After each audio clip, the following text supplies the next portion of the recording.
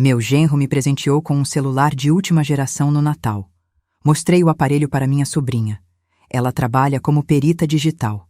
Mexeu naquilo por 3 minutos e empalideceu. Murmurou: "Tia, isso aqui não é presente." Achei exagero dela.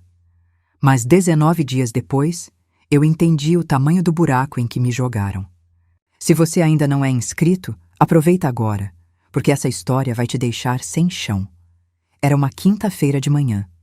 Eu tinha acabado de coar café, aquele cheiro bom tomando conta da cozinha, o radinho ligado no noticiário. Minha rotina de sempre. 62 anos de vida, 38 de casada até o Geraldo partir, uma filha criada, 2 netos que são minha razão de acordar. Eu achava que já tinha visto de tudo. O celular tocou. Número com DDD de São Paulo. Atendi achando que era engano. Dona Jurema Aparecida dos Santos? Sou eu. Aqui é do banco, setor de renegociação. A senhora está ciente de que a parcela do seu empréstimo venceu há 8 dias? Eu ri, juro. Ri alto, achando que era trote. Moço, eu não tenho empréstimo nenhum. Nunca peguei dinheiro em banco na minha vida. Silêncio do outro lado. Depois ele leu. Meu CPF, meu endereço completo, nome da minha mãe, Dona Cecília, que Deus a tenha, tudo certo. E aí veio o valor.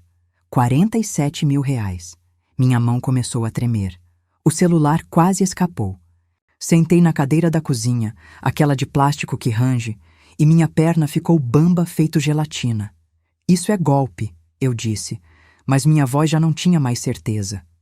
O atendente explicou que o empréstimo foi feito por aplicativo, com reconhecimento facial, que tinha biometria, que tinha assinatura digital. Eu desliguei antes de ele terminar. Fiquei olhando para o nada, com o café esfriando na caneca. E aí, meu olhar caiu nele. O celular novo, aquele de última geração, que o Vinícius me deu no Natal. Ainda estava com a capinha protetora que veio de brinde. Uma capinha barata, dessas de camelô, num aparelho que custa 6 mil reais. Na hora eu achei estranho. Presente caro, acessório ordinário. Mas engoli. Eu sempre engulo. Essa é a minha fraqueza. Engolir para não criar caso. Aceitar para não perder a paz. Só que a paz já tinha ido embora, e eu nem percebi quando. 19 dias antes, minha sobrinha Patrícia tinha sentado aqui nessa mesma cozinha. Ela é perita digital, trabalha na Polícia Civil. Pediu para ver o celular, só por curiosidade.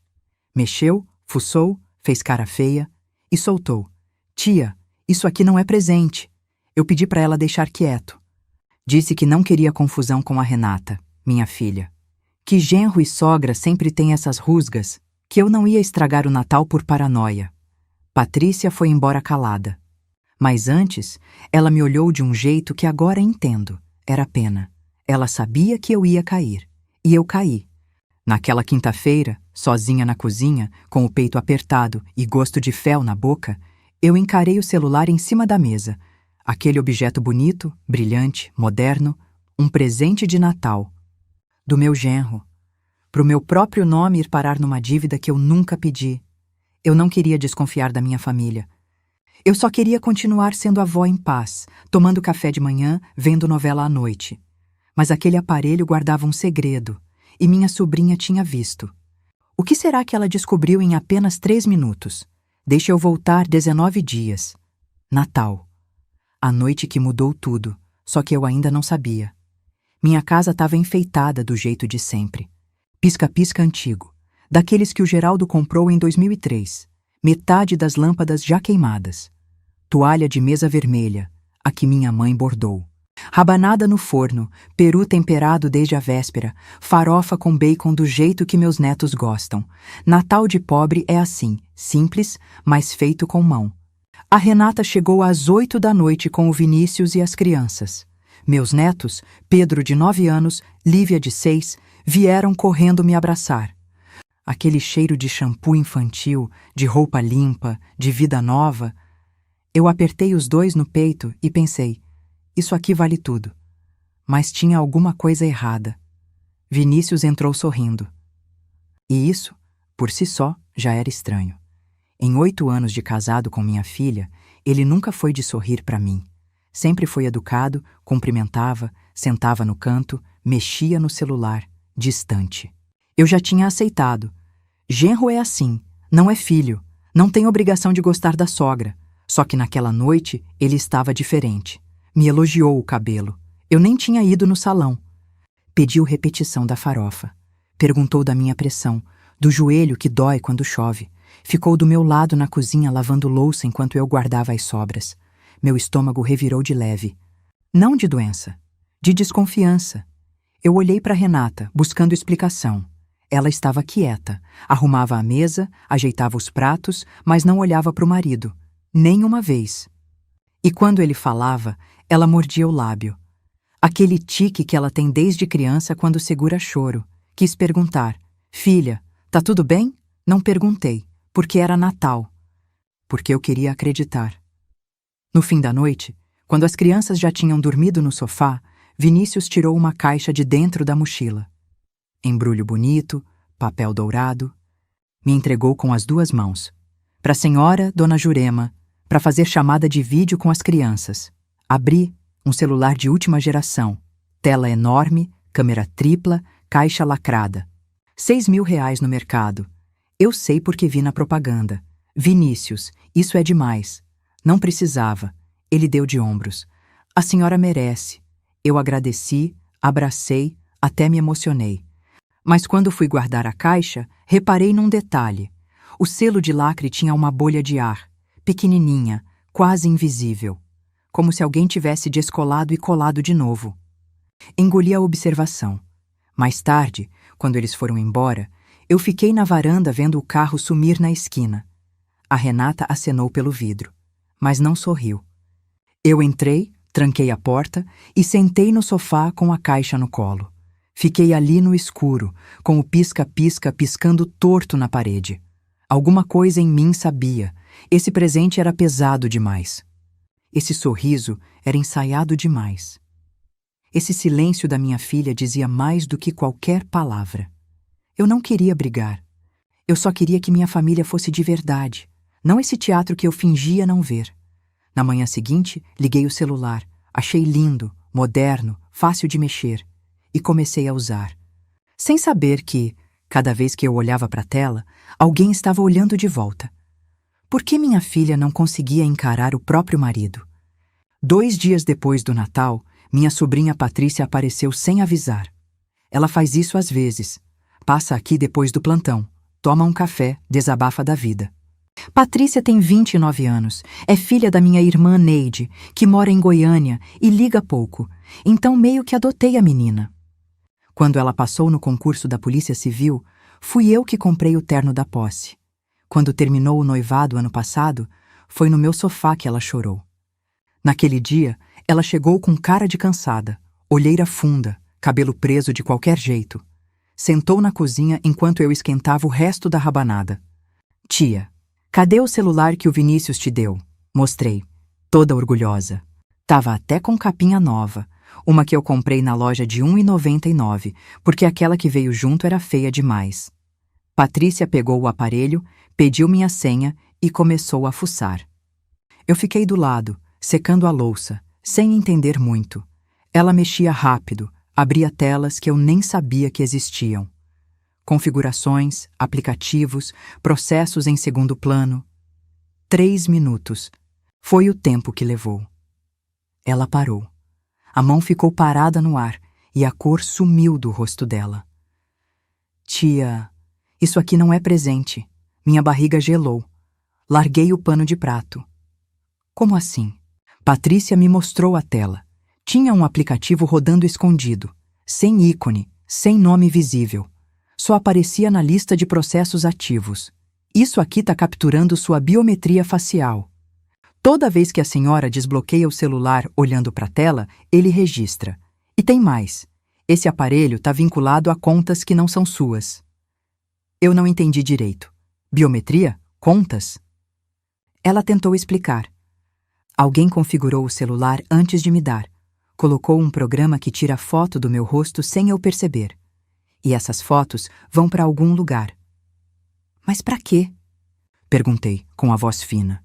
Patrícia me olhou com aquele jeito sério que ela tem quando atende ocorrência grave. Para usar sua cara, tia, para fazer coisa em seu nome. O silêncio ficou pesado. Eu ouvia o relógio da sala batendo. Tum, tum, tum. Minha primeira reação foi negar. Patrícia, você tá exagerando. O Vinícius é metido, mas não é bandido. Isso deve ser coisa de fábrica? Configuração automática? Ela balançou a cabeça. Isso aqui foi instalado de propósito? Não vem de fábrica? Alguém abriu essa caixa, configurou e fechou de novo. Tia, me deixe investigar mais a fundo. Eu devia ter deixado, mas pensei na Renata, pensei nos meus netos. Pensei na ceia de Natal, no abraço do Pedro, no sorriso da Lívia. Pensei em tudo que eu podia perder se comprasse essa briga.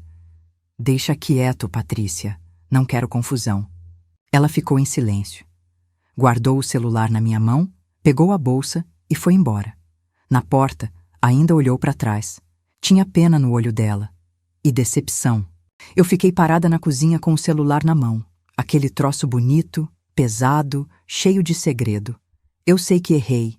Sei que devia ter escutado. Mas a gente que é mãe tem essa fraqueza.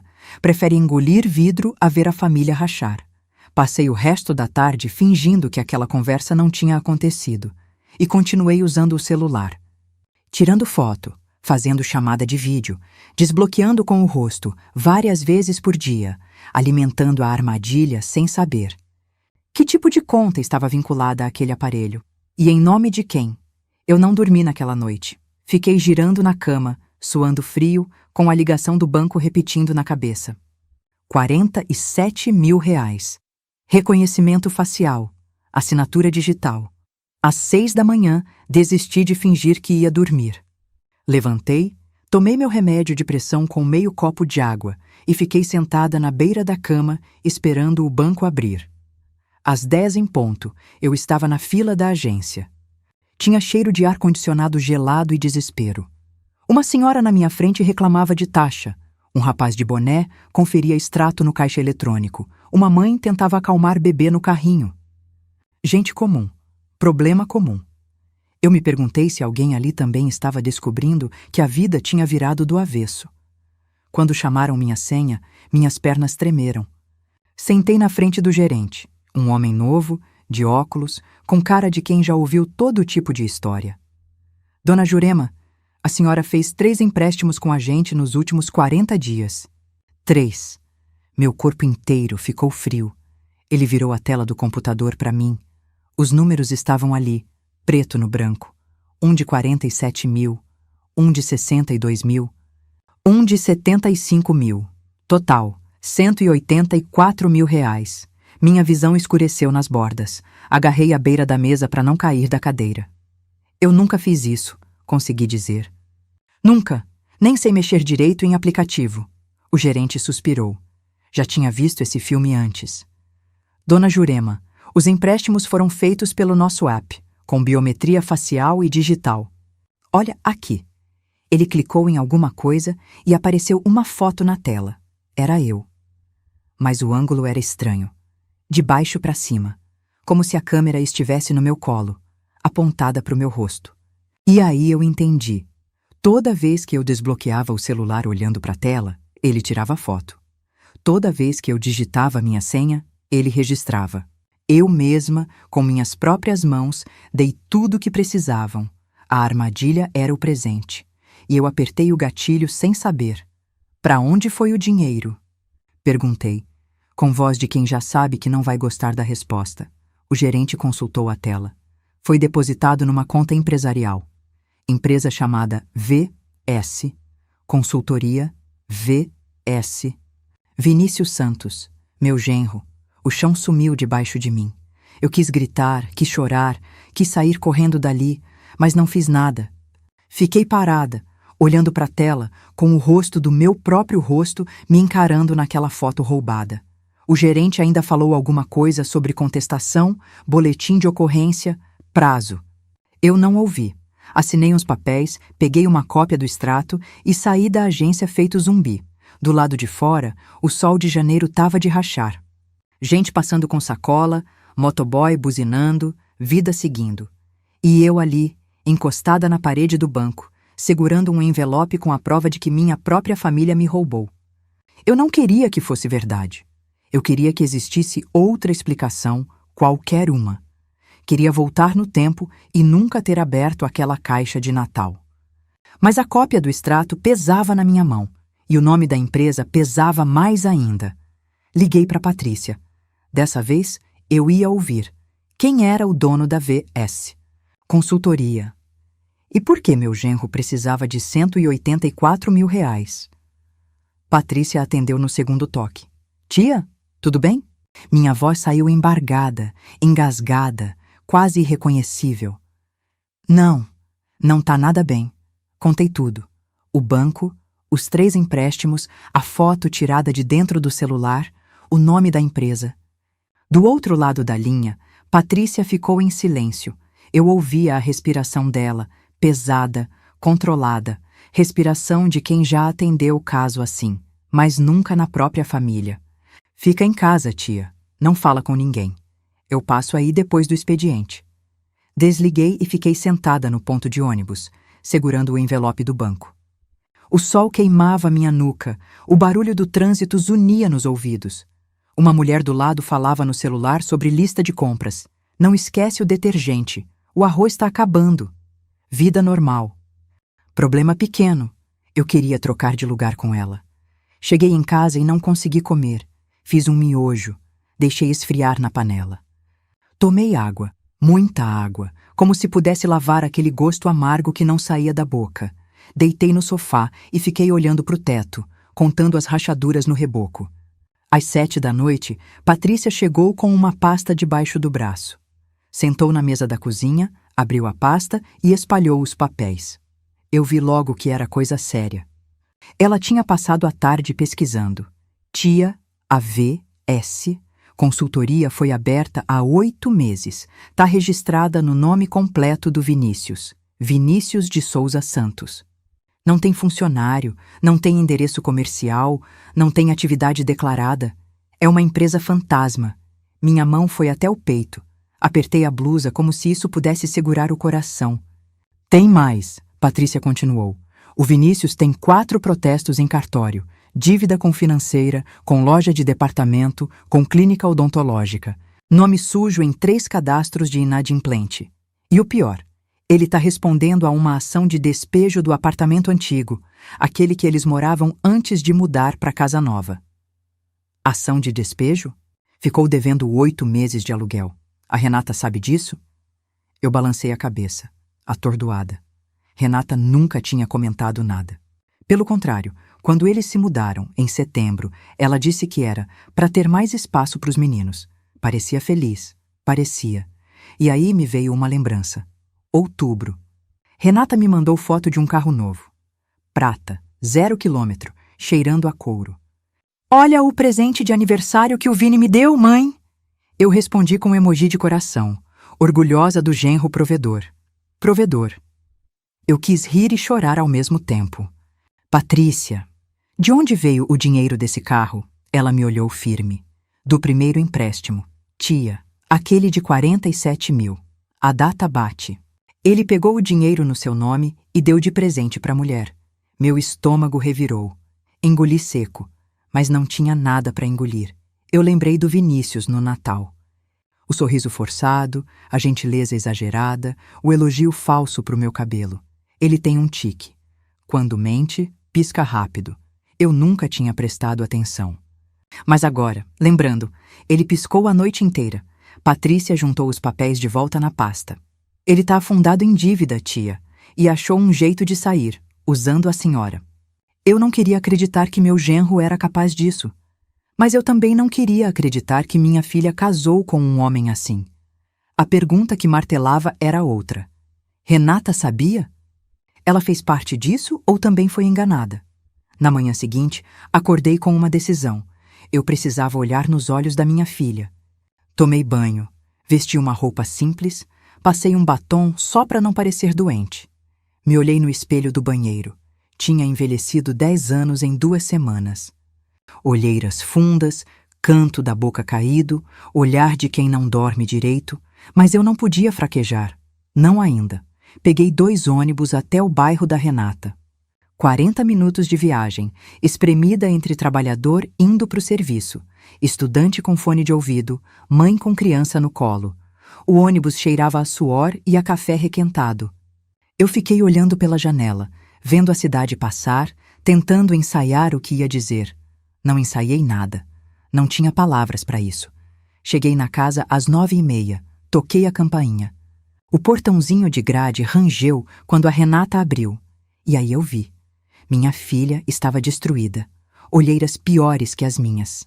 Cabelo preso de qualquer jeito, camiseta manchada, chinelo arrastando. Ela tinha chorado. Os olhos ainda estavam inchados, vermelhos nas bordas. Quando me viu, não sorriu. Só abriu mais o portão e disse, com voz rouca, "Entras, mãe." A casa estava em silêncio. As crianças tinham ido para a escola. Vinícius tinha saído. Sentamos na cozinha. Uma cozinha bonita, com armário planejado e fogão de 5 bocas. Tudo financiado, eu sabia agora. Tudo fachada. Eu ia começar a falar, mas Renata foi primeiro. "Mãe, eu não sei mais o que fazer." E desabou. Contou tudo entre soluços. Vinícius perdeu o emprego há 1 ano. 1 ano inteiro escondendo. Saía de manhã de terno, voltava à noite, fingia que estava tudo normal. Quando as contas começaram a apertar, ele pegou dinheiro com a agiota. "Quanto?" perguntei, com medo da resposta. 60 mil, mas com os juros virou 120. E o homem ameaçou as crianças. "Mãe." Minha mão voou para a boca, senti o estômago subir, a garganta fechar. Renata pegou o celular e me mostrou. Uma mensagem de áudio no WhatsApp. A voz era grossa, calma demais, calma de quem não precisa gritar para meter medo. "Ou paga até sexta, ou a molecada não volta da escola." Eu quis vomitar. "E o golpe?" perguntei, forçando as palavras. "Os empréstimos no meu nome. Você sabia?" Renata me olhou com os olhos cheios de água. "Eu juro que não, mãe. Eu juro pela vida dos meus filhos. Eu só descobri quando você ligou para Patrícia ontem. Confrontei ele de madrugada." Ele admitiu. Ela chorou mais. Eu fiquei em silêncio, dividida entre raiva e dor. Raiva do Vinícius. Dor pela minha filha. E uma pergunta que eu não conseguia calar. Será que ela está falando a verdade? Eu queria acreditar. Com toda a força do meu peito, eu queria. Estendi a mão e segurei a dela. Tava gelada, trêmula. Apertei com força. "Filha, a gente vai resolver isso, mas eu preciso saber de tudo, tudo mesmo." Renata fungou. Enxugou o rosto com a manga da camiseta. "Ele tá desesperado, mãe. Não dorme, não come direito. Fica andando pela casa de madrugada, falando sozinho. Eu tenho medo do que ele pode fazer." Eu também tinha. Mas não era medo de tristeza. Era medo de mais golpe, mais mentira, mais armadilha. A verdade é que eu olhava para minha filha e via uma mulher encurralada. Ela não era vilã. Era mais uma vítima de um homem que preferia destruir a família inteira a admitir que fracassou. Mas o agiota era real. A ameaça era real. E agora eu estava no meio disso também. Como eu podia salvar minha filha e meus netos sem afundar junto? A porta da frente bateu às 11h30. Eu reconheci o barulho dos passos antes de ver o rosto. Vinícius entrava em casa como sempre entrou, pisando firme, dono do espaço. Só que dessa vez, quando chegou na cozinha e me viu sentada com a Renata, ele travou. Por meio segundo, vi medo nos olhos dele. Depois, a máscara voltou. "Dona Jurema, que surpresa! Ele foi até a geladeira, pegou uma garrafa de água, bebeu direto no gargalo. Calmo. Tranquilo demais. Eu conhecia esse tipo de calma. Era a calma de quem já ensaiou a mentira. "Senta aí, Vinícius", eu disse. "A gente precisa conversar." Ele sentou na ponta da mesa, longe de mim. Cruzou os braços, esperou. Eu tirei o envelope do banco da bolsa, coloquei na mesa, empurrei na direção dele. "Você me transformou numa criminosa." Ele nem olhou para o envelope. Ficou olhando para mim, com aquele sorrisinho de canto que ele faz quando acha que é mais esperto que todo mundo. Eu nunca tinha reparado como aquele sorriso era feio. "Dona Jurema, eu não sei do que a senhora está falando." "VS, consultoria", eu disse. R$ 184.000 em empréstimo no meu nome. Biometria tirada do celular que você me deu. Quer que eu continue? O sorriso sumiu. Ele descruzou os braços, olhou para Renata, que estava encolhida na cadeira, mordendo o lábio até sangrar. E depois voltou para mim. E aí eu vi a mudança. O medo virou outra coisa. Virou cálculo. Tá bom, ele disse com voz baixa. A senhora descobriu. Parabéns. E agora? Vai fazer o quê? Denunciar? Vou. Ele riu. Uma risada curta, seca, sem humor nenhum. Vai, é? Então deixa eu explicar uma coisa para a senhora. Se inclinou para frente.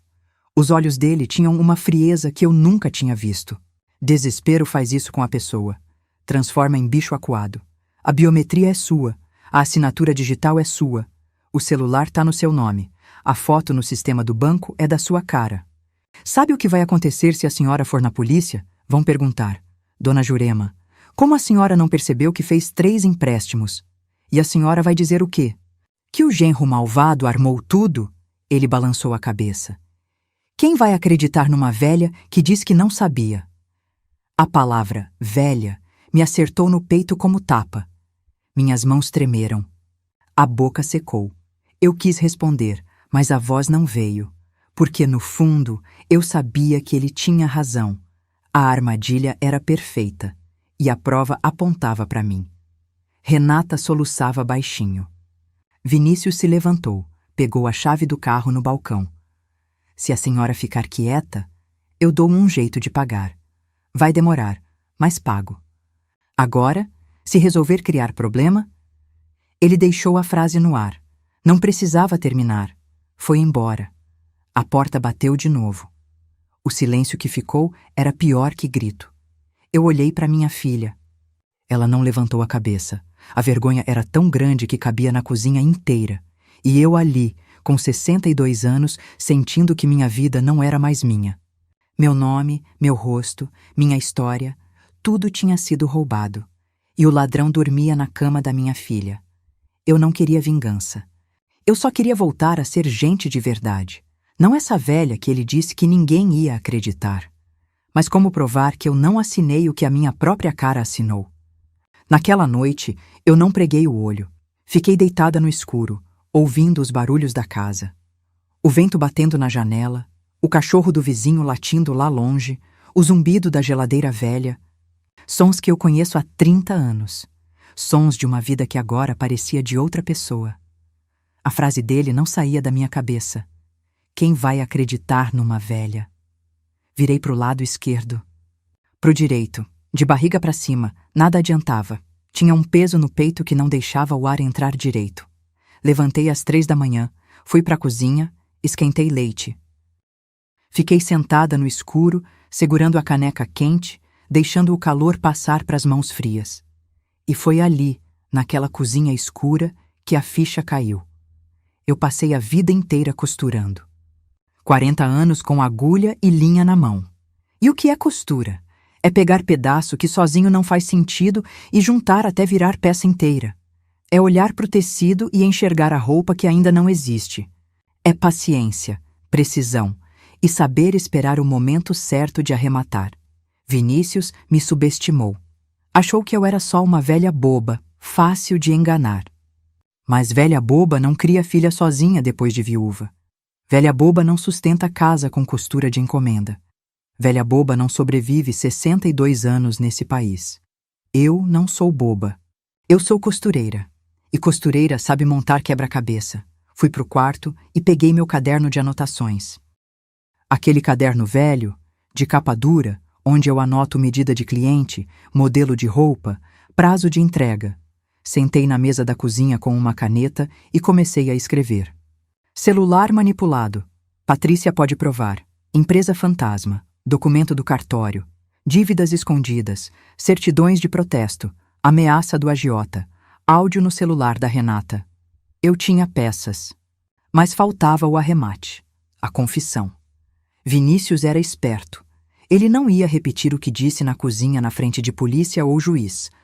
Ele ia negar, ia chorar, ia fazer papel de marido desesperado que só queria salvar a família. E no fim, Quem ia parecer vilã era eu, a sogra amarga que quer destruir o casamento da filha. Eu precisava que ele confessasse, e precisava de testemunha. Não testemunha qualquer. Testemunha que ele não pudesse acusar de conspiração comigo. Às 6 da manhã, liguei para Patrícia. Tia, aconteceu alguma coisa? Aconteceu. Eu pensei a noite inteira e tenho um plano. Contei tudo. A ideia, os riscos, o que eu precisava dela. Do outro lado da linha, Patrícia ficou em silêncio por um tempo. Depois soltou um suspiro, mas não era suspiro de desânimo. Era de respeito.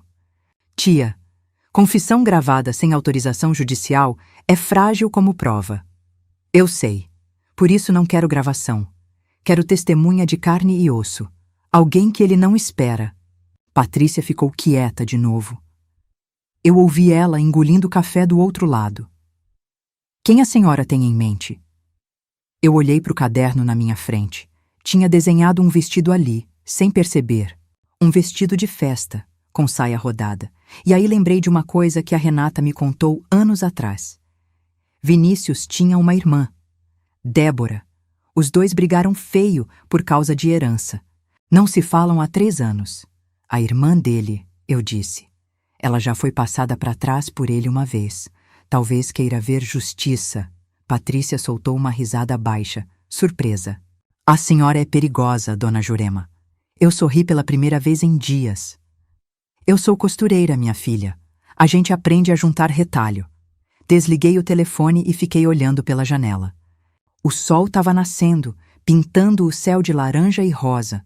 Lá fora, a vida acordava, passarinho cantando, vizinho arrastando lixeira, ônibus passando na rua de baixo. Eu tinha um plano. Agora precisava de uma aliada que odiasse Vinícius tanto quanto eu.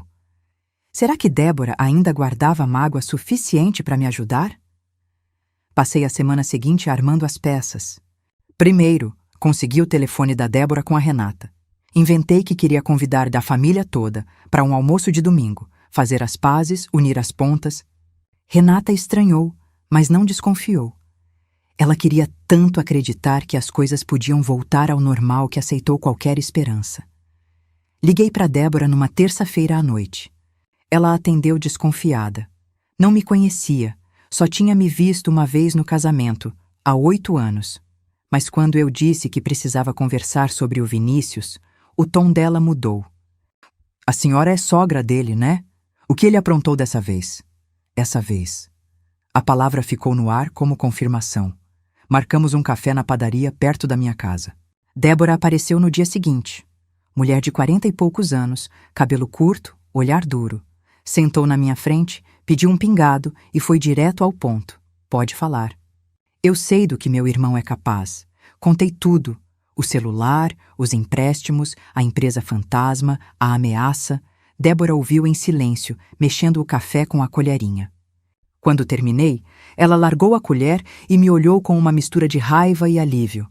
Dona Jurema, meu irmão falsificou minha assinatura para ficar com a parte maior da herança do meu pai. Eu perdi 70 mil reais e nunca consegui provar. Ela apertou a xícara com força. Se a senhora tiver um plano, eu tô dentro. Expliquei o que eu precisava, que ela viesse ao almoço de domingo, ficasse na cozinha e ouvisse. Só ouvisse. Quando chegasse a hora, ela ia saber o que fazer. Débora concordou sem pestanejar. No domingo, acordei às 5 da manhã. Fiz feira no dia anterior. Carne de panela, mandioca, arroz soltinho, salada de maionese. E, de sobremesa, pudim de leite, receita da mãe do Vinícius, que Deus a tenha. Renata me ensinou a fazer anos atrás. Disse que era a única coisa que deixava ele emocionado. Eu ia usar essa emoção contra ele. A casa ficou cheirando a comida boa desde cedo. Pus a toalha de mesa branca, os pratos que eram da minha mãe, os copos de vidro que só saem do armário em ocasião especial. Parecia almoço de paz. Era armadilha de guerra. Renata chegou ao meio-dia com as crianças. Vinícius veio junto, desconfiado. Olhou em volta, cumprimentou seco, sentou no sofá mexendo no celular. 15 minutos depois, a campainha tocou. Fui abrir. Era Débora. O rosto do Vinícius quando viu a irmã entrar na sala. Isso eu vou levar pro túmulo. Ele ficou branco. A mão que segurava o celular tremeu. Os olhos foram de mim para Débora, de Débora para Renata, procurando explicação. "O que ela está fazendo aqui?" Ele perguntou, voz travada. Eu sorri, calma como água de poço. "Ora, Vinícius, é sua irmã. Tá na hora de fazer as pazes, não acha? Família é tudo." Ele ficou em silêncio, engoliu seco. Viu o pomo de Adão subindo e descendo. Débora entrou, cumprimentou Renata com um abraço frio, fez carinho nas crianças, sentou na cadeira de frente para o irmão. O almoço foi tenso como corda de violão afinada demais. Eu servia, sorria, fazia pergunta inocente. "Vinícius, você que entende de tecnologia, me explica esse negócio de Pix?" Ele respondia monossilábico, sem tirar o olho da irmã. Na hora da sobremesa, coloquei o pudim na mesa. O cheiro de caramelo subiu. Vinícius olhou para o doce e eu vi alguma coisa quebrar nele. Uma fresta de menino no meio de tanto cálculo. Débora também viu e entendeu que aquele era o momento de afrouxar a presa antes de apertar. O que será que Jurema combinou com Débora antes desse almoço? Depois do pudim, fiz meu movimento. "Vinícius, posso trocar uma palavra com você?" Lá no quintal, só nós dois. Ele hesitou. Olhou para Renata, que desviou o olhar. Olhou para Débora, que fingia mexer no celular. Por fim, levantou devagar, como o bicho que fareja a armadilha, mas não sabe onde ela está. Saímos pela porta da cozinha. Meu quintal é simples, tanque de lavar roupa, varal de arame, um pé de jabuticaba que o Geraldo plantou quando a Renata nasceu. Encostei no tanque, cruzei os braços. Vinícius ficou de pé perto da porta, pronto para fugir. "Relaxa", eu disse, com voz mansa. "Eu chamei você aqui para resolver, não para brigar." Ele franziu a testa. "Resolver como?" Eu suspirei fundo. Tinha ensaiado esse momento a semana inteira. "Vinícius, eu sei que você está afundado. Dívida com agiota, nome sujo, desemprego. Eu sei o peso disso. E eu sei que você fez o que fez porque não viu outra saída." Ele ficou calado, mas os ombros baixaram um pouco, a guarda cedendo. "Eu não quero polícia", continuei. "Não quero ver pai dos meus netos preso. O que eu quero é resolver essa situação e seguir em frente." Vi a mudança nos olhos dele. A desconfiança deu lugar a outra coisa. Esperança. Esperança de quem está se afogando e vê uma boia. "Resolver como?" repetiu, agora com voz mais fraca. "Eu pago as dívidas." Ele piscou. "Uma vez? Duas? A senhora paga?" "Pago. Tenho um dinheiro guardado da venda do terreno do Geraldo. Mas antes, eu preciso saber o tamanho total do buraco. Quanto você deve pro agiota? Quanto você pegou no meu nome? Tem mais alguma coisa que eu preciso saber?" Eu falava calma, quase doce, como mãe que perdoa filho que errou. E ele caiu. Caiu porque queria cair. Porque estava cansado de carregar sozinho. Porque achou que tinha vencido. "O agiota era 120 mil. Ele começou, falando rápido agora, como quem confessa em igreja.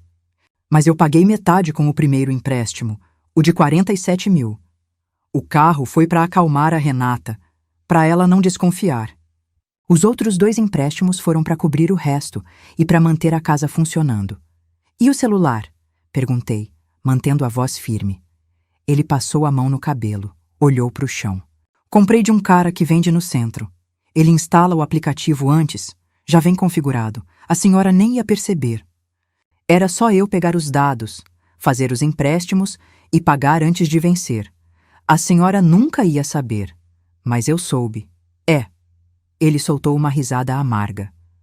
"A sobrinha da senhora estragou tudo." Eu quase sorri. Quase. O que Vinícius não viu, a janela da cozinha, atrás dele, estava aberta, e na cozinha, em silêncio, Débora segurava o celular dela na altura do peito, gravando. Ao lado dela, Renata ouvia tudo com a mão tampando a boca. Não era gravação escondida de desconhecido. Era a própria irmã registrando confissão do irmão. Era a esposa testemunhando a traição. Eu tinha minha prova. E tinha minhas testemunhas. Vinícius continuava falando, aliviado por finalmente dividir o peso. Não percebeu que cada palavra era prego no próprio caixão. Eu deixei ele falar. Deixei sair tudo. Porque costureira boa não interrompe o tecido quando ele está se desenrolando sozinho. Quando ele finalmente parou, eu disse apenas: "Obrigada por me contar, Vinícius. Agora eu sei o que fazer." Ele sorriu, achando que tinha me convencido. Não sabia que a irmã dele tinha tudo gravado no celular e que a esposa dele tinha ouvido cada palavra. Vinícius entrou pela porta da cozinha e congelou. Débora estava de pé, celular na mão, olhar de pedra. Renata estava sentada na cadeira, chorando em silêncio, os ombros tremendo. As crianças, graças a Deus, estavam na sala vendo desenho no tablet, longe daquele desastre. "O que?" Vinícius começou, mas a voz morreu na garganta. Débora levantou o celular. "Tá tudo aqui, Vini. Tudo. O agiota, os empréstimos, o celular adulterado, sua voz, suas palavras. Você acabou de confessar." O rosto dele ficou cinzento. Cor de quem vê a própria vida desmoronando em câmera lenta. Ele olhou para mim, procurando explicação, mas eu não disse nada. Só fiquei encostada na pia, braços cruzados, esperando. "Débora, você não pode usar isso," ele disse, a voz subindo de desespero. "É gravação ilegal. Não vale nada." "Talvez não valha em tribunal," ela respondeu, guardando o celular no bolso. "Mas vale para mim, vale para Renata, e vale para Dona Jurema aqui, que você chamou de velha e achou que ia engolir calada." Ele deu um passo para trás, encostou na parede. A arrogância tinha evaporado. Sobrou só um homem acuado, pequeno, patético. Vinícius saiu sem dizer mais nada. Pegou a chave do carro e foi embora, deixando a esposa e os filhos para trás. A porta da frente bateu tão forte que o quadro da sala tremeu. Ficamos as três em silêncio. Renata soluçava. Débora respirava fundo, controlando a raiva.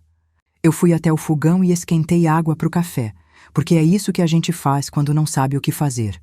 Ocupa as mãos. Enquanto a água fervia, Débora puxou uma cadeira e sentou pesado.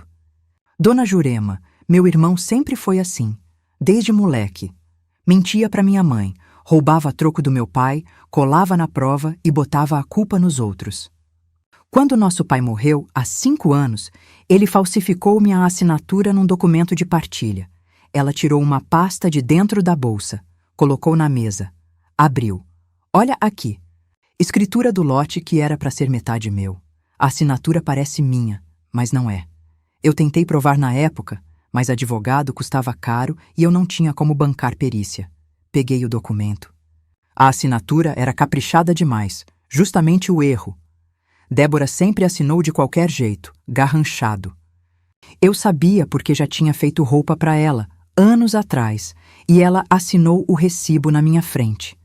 Ele me tirou 70 mil reais, Débora continuou. E eu engoli porque era meu irmão. Porque minha mãe tinha acabado de perder o marido e eu não queria dar mais desgosto. A voz dela embargou. Mas agora chega. Eu servi o café em 3 xícaras. Coloquei uma na frente dela, uma na frente da Renata, fiquei com a terceira. O vapor subia entre nós, quente e amargo. Se a gente juntar os 2 casos, eu disse, devagar, mostra que ele faz isso sempre. Não foi desespero de momento. É padrão. Débora concordou com a cabeça. Padrão de estelionatário. O juiz vai ver isso. Olhei para Renata. Minha filha estava destruída, mas também estava ouvindo, pensando, juntando coragem de algum lugar fundo. Eu segurei a mão dela por cima da mesa. Tava gelada, molhada de lágrima. Filha, eu não vou te obrigar a nada, mas eu vou denunciar, com ou sem você. Renata levantou os olhos. Tinha medo ali, vergonha, dor. Mas tinha outra coisa também. Uma faísca de raiva que eu nunca tinha visto. Ela ainda não respondeu, mas eu sabia que a resposta viria. A pergunta que ficou no ar: Renata teria coragem de depor contra o próprio marido? Fui embora no fim da tarde, deixando Renata com as crianças. Débora me deu carona até em casa. No carro, ficamos em silêncio a maior parte do caminho. Ela dirigia concentrada, mordendo o canto do lábio, igualzinho ao irmão. Sangue é sangue, mesmo quando a gente quer negar. Quando parou na frente do meu portão, ela disse: Dona Jurema, obrigada por me incluir nisso, por me dar chance de fazer alguma coisa.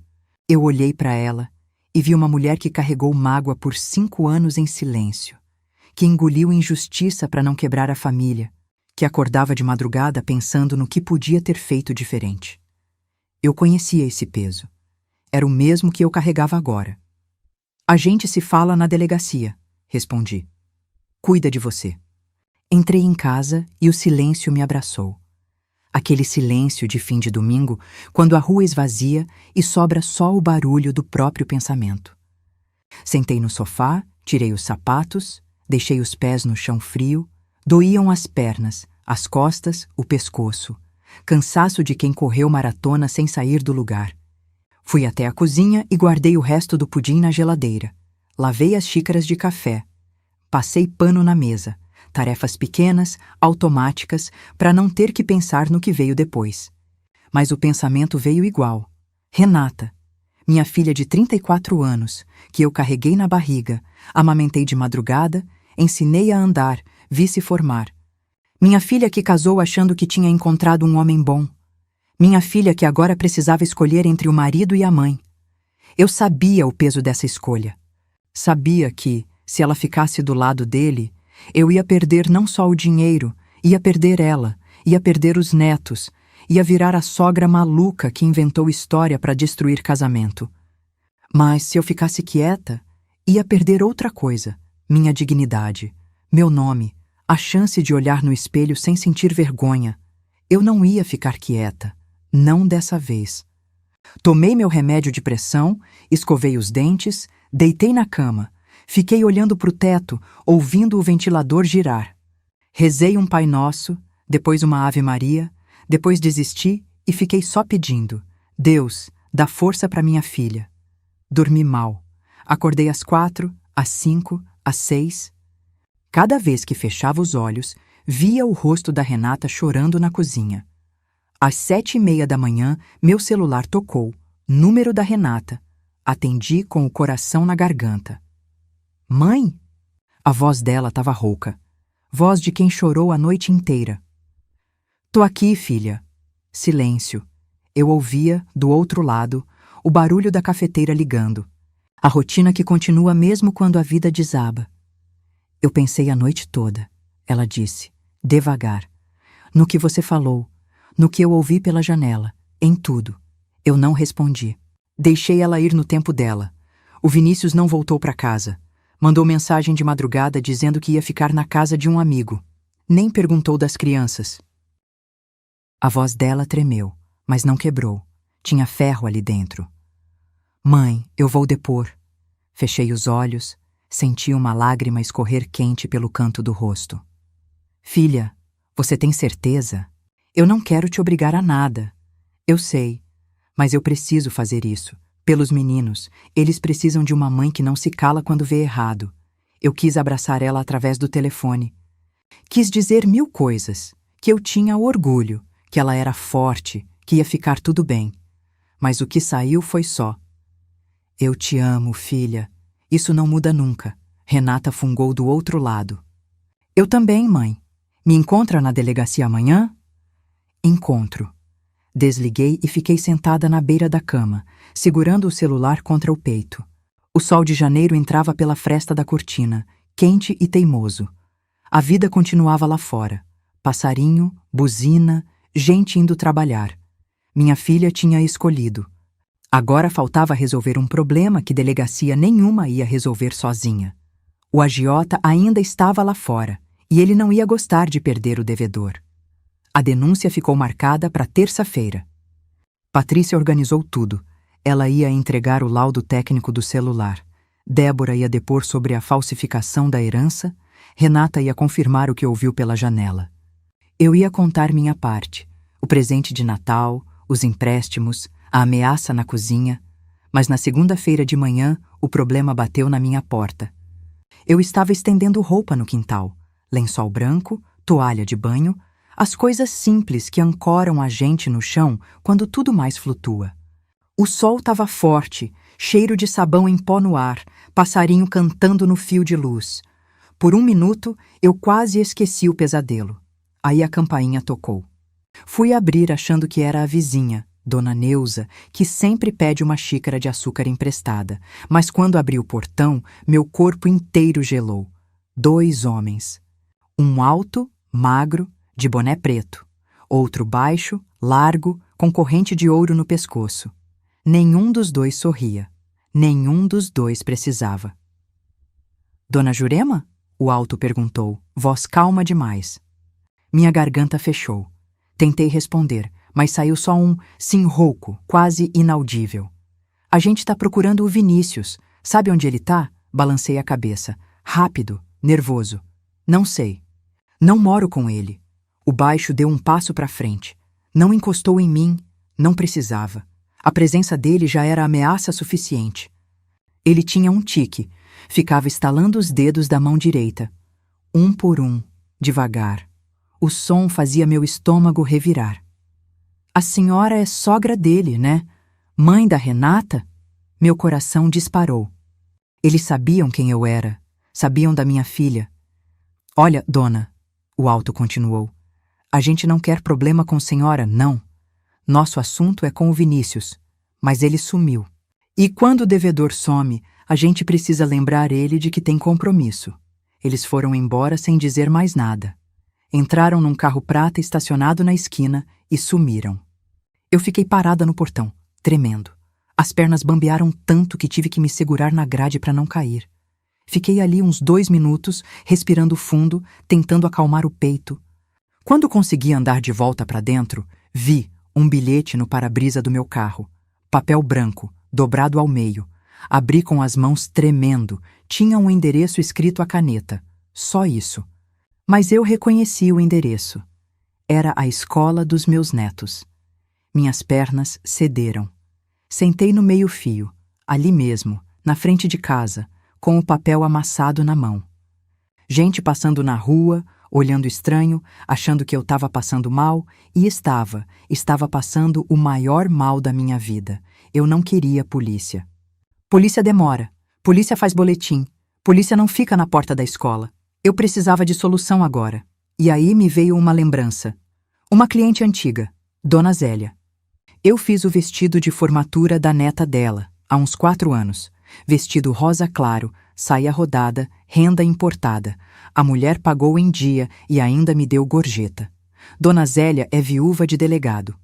Delegado famoso na região, daqueles que todo mundo conhece e respeita. E, mais importante, Dona Zélia é sogra de alguém, sogra do agiota. Eu sei porque ela me contou na prova do vestido.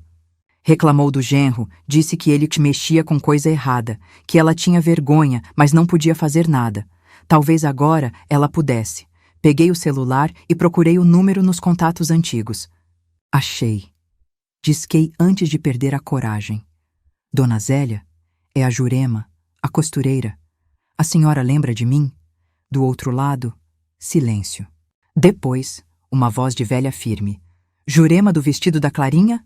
Claro que lembro. O que aconteceu? Eu respirei fundo. Ia apostar tudo numa relação de agulha e linha. Será que uma costureira consegue parar um agiota? Dona Zélia me recebeu no mesmo dia, às 4 da tarde. A casa dela ficava num bairro nobre da cidade, desses com rua arborizada, guarita na entrada, jardineiro cuidando da calçada. Eu fui de ônibus, desci 2 paradas antes para não chegar suada. Mesmo assim, quando toquei a campainha, minhas mãos estavam úmidas e frias. A empregada abriu. Me olhou de cima a baixo, desconfiada, mas quando eu disse meu nome, ela assentiu e me levou até a varanda dos fundos. Dona Zélia estava sentada numa cadeira de vime, tomando chá gelado. 71 anos, cabelo branco bem cortado, postura de quem nunca precisou se curvar para ninguém. Quando me viu, levantou devagar e estendeu a mão. Jurema, quanto tempo? Senta aqui comigo. Sentei na cadeira ao lado. A varanda dava para um jardim bonito, com piscina azul e pé de manga carregado. Um mundo diferente do meu quintal com tanque de cimento e varal de arame. Mas dor é dor em qualquer bairro, e Dona Zélia sabia disso. Conta o que aconteceu, ela disse, direta. Pelo tom da sua voz no telefone, não é coisa boa. Contei tudo, sem enfeite, sem rodeio, o celular, os empréstimos, o genro golpista, a ameaça do agiota. Quando cheguei na parte do bilhete com o endereço da escola, minha voz falhou. Tive que parar, respirar, engolir o nó na garganta. Dona Zélia ouviu em silêncio. O rosto dela não mudou, mas eu vi a mão apertar o braço da cadeira quando mencionei as crianças. Esse agiota, ela disse, devagar. É o Mauro? Eu não sabia o nome. Descrevi o homem baixo, largo, corrente de ouro, tique de estalar os dedos. É o Mauro, ela confirmou. Meu genro. O ar ficou pesado entre nós. Dona Zélia olhou para o jardim, para o céu, para lugar nenhum. Minha filha casou com ele há 12 anos. Eu avisei, implorei, briguei. Não adiantou. Amor cego é assim. A gente só enxerga quando já está no fundo do poço. Ela suspirou. O Mauro não é assassino, Jurema. Ele é covarde. Ameaça, pressiona, mete medo. Mas nunca encostou a mão em ninguém. E as crianças? Perguntei, com voz fina. Meus netos? Ele não vai tocar nos seus netos. Eu vou garantir isso. Ela disse com tanta certeza que eu quase acreditei na hora. Quase. Como? Dona Zélia me olhou firme. O Mauro tem medo de uma coisa só nessa vida: perder a fachada de homem de bem. Ele frequenta a igreja comigo todo domingo. Cumprimenta o padre, dá esmola na saída, posa de genro exemplar. Se a comunidade souber o que ele faz de verdade, ele perde tudo. Clientela, respeito, casamento. Ela pegou o celular da mesa. Eu vou ligar para ele agora. Na sua frente, você vai ouvir. Meu coração acelerou. Dona Zélia discou. Colocou no viva voz. 2 toques, 3. Atendeu. Oi, a sogra. Tudo bem? A voz dele era diferente ao telefone. Mansa, respeitosa. Voz de genro comportado. Mauro, eu tô aqui com uma amiga minha, Dona Jurema. Você mandou uns rapazes na casa dela hoje de manhã. Silêncio do outro lado. Longo, pesado. A senhora conhece ela? Conheço. Fez o vestido de formatura da Clarinha. E agora você vai me ouvir bem. Essa mulher e a família dela estão fora do seu negócio. Se eu souber que você chegou perto dos netos dela, eu conto pro padre Antônio, pro seu Joaquim do Conselho e pra sua esposa o que você faz com esse dinheiro. Mais silêncio. Eu ouvia a respiração dele do outro lado, pesada, raivosa, contida. O Vinícius me deve 120 mil reais, Dona Zélia. Problema seu. Cobra dele, não da família. Estamos entendidos? Ele demorou para responder. Quando falou, a voz era de cachorro que abaixou a cabeça. Entendido. Dona Zélia desligou. Me olhou com um meio sorriso cansado. Pronto.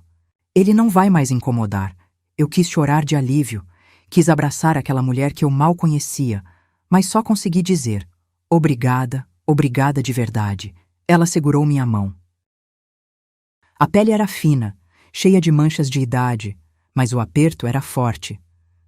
A gente que é mãe e avó sabe, não existe nada mais perigoso do que mexer com nossos netos. Esse Vinícius vai pagar pelo que fez, mas não com o sangue das crianças. Saí daquela casa com o peito mais leve do que entrei. O agiota estava neutralizado, agora só faltava a denúncia. E Vinícius, sozinho, sem proteção, ia finalmente enfrentar o que fez. Na terça-feira de manhã, eu acordei diferente. Não foi o sol entrando pela janela, nem o café que coei mais forte que o normal. Foi uma coisa por dentro, uma firmeza no peito que eu não sentia há semanas. Vesti minha melhor roupa, calça social preta, blusa azul marinho que eu mesma costurei, sapato de salto baixo que não uso desde o casamento da Renata. Me olhei no espelho e, pela primeira vez, não vi uma velha enganada. Vi uma mulher pronta para recuperar o próprio nome. Patrícia me buscou às 8. No carro, fomos em silêncio. Ela dirigia concentrada. Eu olhava pela janela, vendo a cidade acordar. Padaria abrindo, gente no ponto de ônibus, criança de uniforme indo para a escola. Vida comum. Problema comum. Todo mundo carregando alguma coisa invisível. Na delegacia, Débora já esperava na recepção. Renata chegou 10 minutos depois, com os olhos inchados, mas o queixo erguido. Nos abraçamos as três, um abraço apertado, de mulher que sabe o peso do que vai fazer. O delegado nos atendeu numa sala pequena, com ar-condicionado barulhento e pilha de processo na mesa. Homem de meia idade, bigode grisalho, olhar de quem já ouviu todo tipo de história. Mas quando Patrícia abriu a pasta com o laudo técnico, ele se inclinou para frente. A senhora tem provas consistentes, dona Jurema. Eu tinha.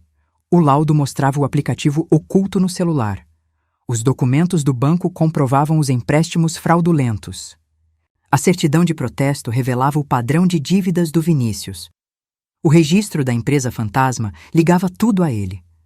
E, por fim, o depoimento de Débora sobre a herança falsificada mostrava que não era desespero de momento, era prática reiterada. Renata depôs por último. A voz dela tremeu, mas não falhou.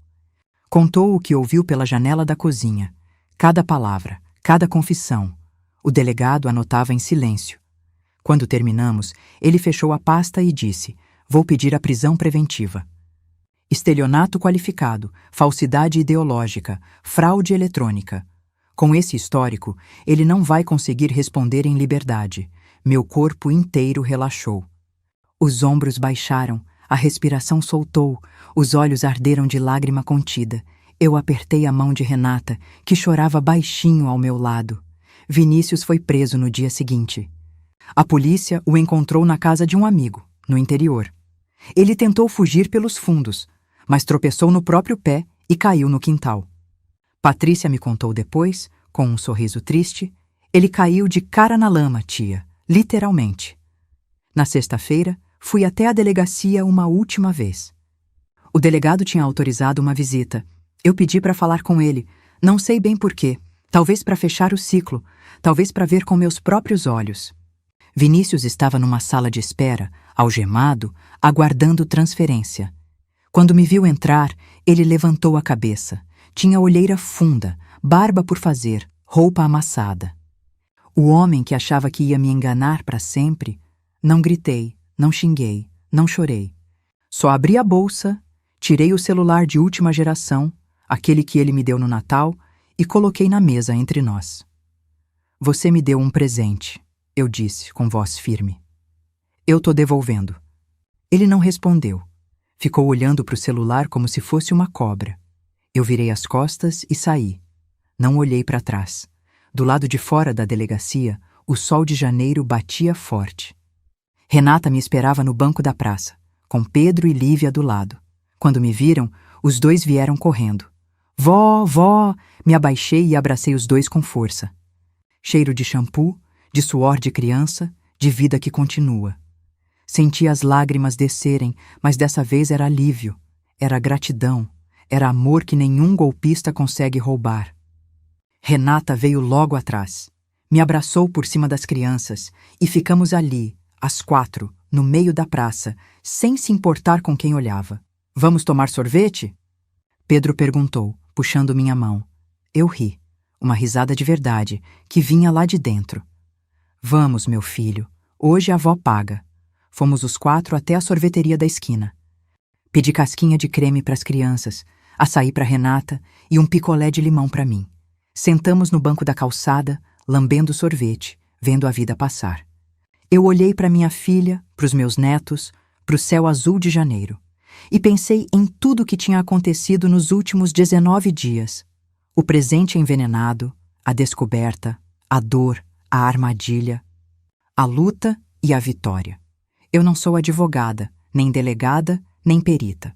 Sou costureira. Passei a vida inteira juntando retalho, que sozinho não faz sentido, e transformando em coisa inteira, bonita, útil. Foi isso que eu fiz com essa história. Juntei as peças. Montei o quebra-cabeça. E costurei a justiça com minhas próprias mãos. Naquele Natal, meu genro me deu um celular de última geração. Eu devolvi uma lição que ele nunca vai esquecer. Nunca subestime uma mulher que passou a vida juntando retalhos. A gente sabe montar qualquer quebra-cabeça. Se você chegou até aqui, me conta nos comentários. Você já passou por alguma situação em que alguém da família te decepcionou? Como você lidou? Deixa o like, se inscreve no canal e ativa o sininho. Toda semana tem história nova. E me fala, de onde você está assistindo esse vídeo? Eu leio todos os comentários. Até a próxima.